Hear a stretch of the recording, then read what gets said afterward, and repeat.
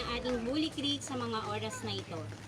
4:43 na po ng hapon at wala pa rin pong humpay ang pabugso-bugsong pag-ulan dulot ng bagyong Enteng. As you can see po, kanina mga 1 PM po parang nasa kalahati na po ang laman ng ating creek. Ngayon po parang nasa 3/4 na siya.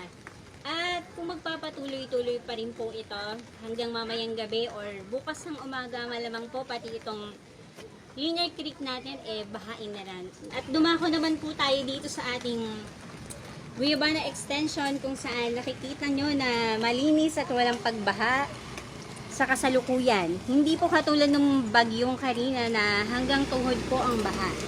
Ang ating pong Linear Park ay bukas sa mga motorista mula 5 PM hanggang 9 PM po, no? Kaya pagtapos po ng 9 PM, huwag na pong dumaan dito kasi sarado na po. At yan po ang latest update mula dito sa Hardin de Aguila. Ito po ang inyong chismosang hardinera, Mami Jo.